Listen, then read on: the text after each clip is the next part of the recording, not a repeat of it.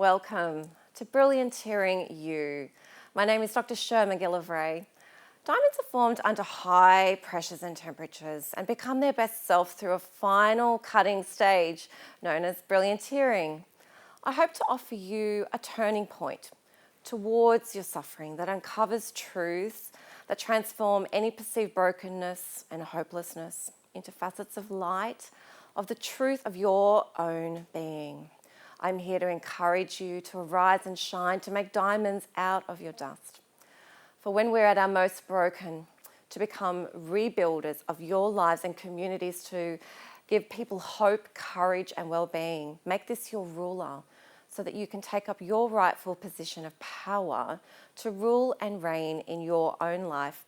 Just like the power of being a diamond set into a ring, to take up that position of authority, to not remain feeling intimidated, alone, or hopeless, but to restore your hope by helping you live in alignment with your core values, to re-establish your life with all your flaws in the light of the truth of who you truly are, to reflect your worthiness with authenticity, which will help other diamonds in the rough do the same when they catch a glimpse of your light in their reflection.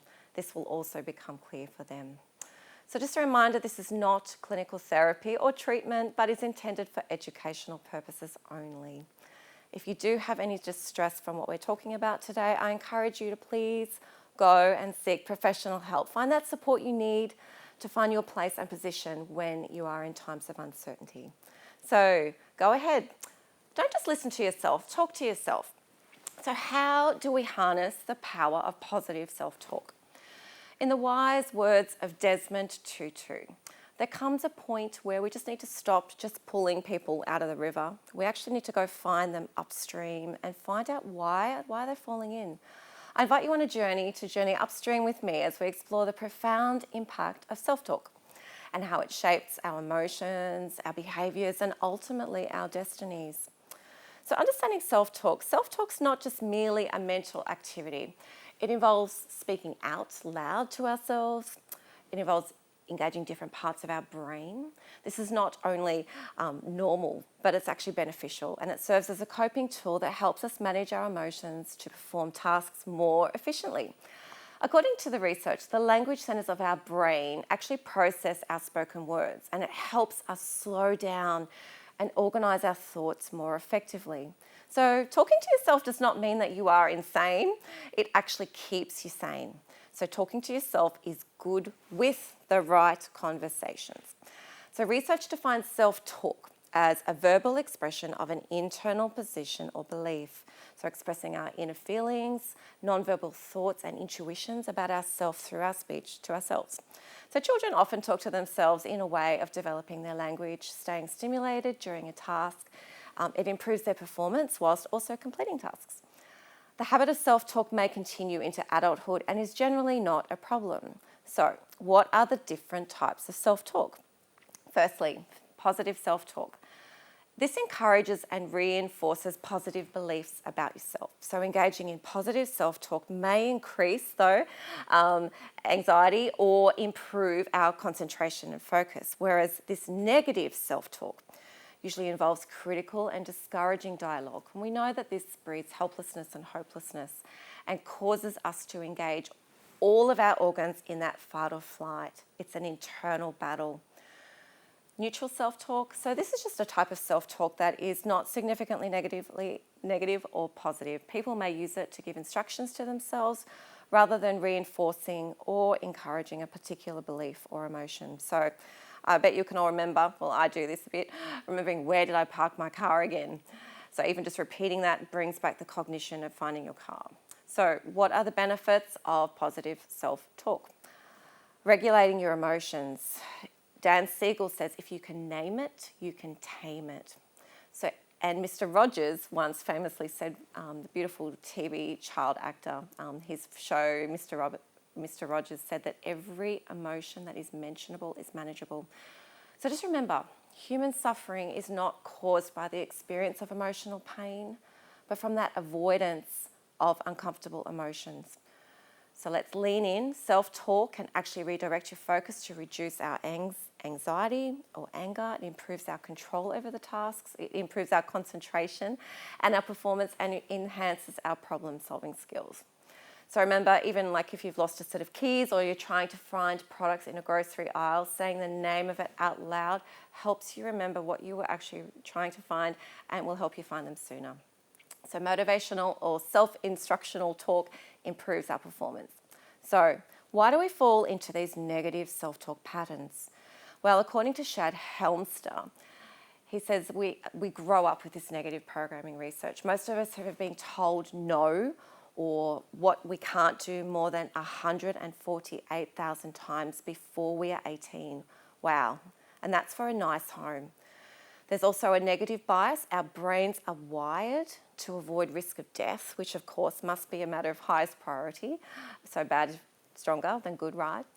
Well, Rosen and Roisman state that a negativity bias is adaptive. So it confers an evolutionary advantage that prioritizes our survival over all other motivations. That is, the negativity bias may emerge early in our development and be relatively maintained throughout our life.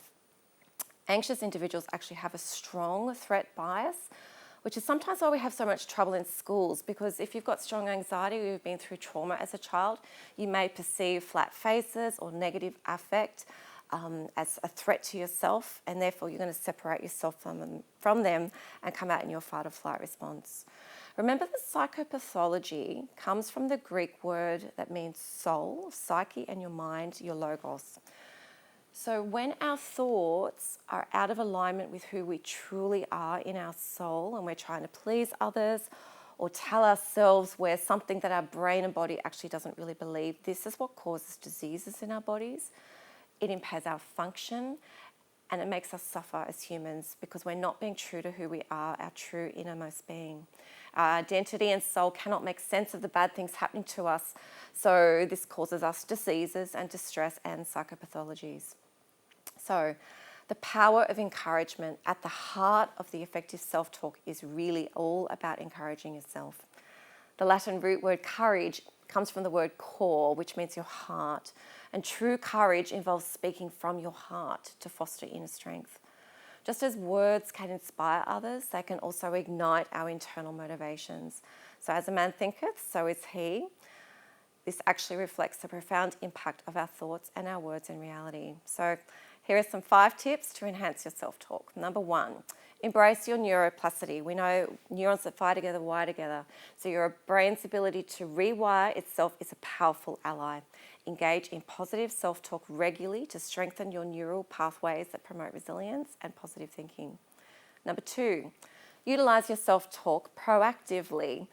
Before an important event or during a challenging task, encourage yourself. Positive affirmations can boost your confidence and improve your focus. Thirdly, cultivate self-awareness. Listen attentively to your inner dialogue, especially during times of distress. Acknowledge and address that internal pain is a really crucial step towards healing and growth, just that acceptance and love around your pain. Number 4, transform your negative patterns. So identify and challenge any pervasive patterns of negative thinking, such as if you're always catastrophizing over events or things that happen to you, that all or nothing thinking. Replace these constructive thoughts that can actually drastically change your mental landscape. And finally, number 5, become your own motivator. Use self-talk to fuel your journey towards becoming your ideal self. Encourage dialogues between your actual self and the person that you aspire to be. Foster a growth mindset geared towards that fulfillment. So talking to yourself is not a sign of distress, but a strategy for better living. So embrace and refine your self-talk. We are not only here to improve our mental health, but also our overall quality of life. So let us all become our own best encouragers and use the power of our words to shape a more hopeful and brighter future. So go ahead, talk to yourself. It's normal. It's good for you. It's good for your mental health. And if you have the right conversations, bring those to your subconscious, to your instinct, to your cognitive senses, and hear yourself talk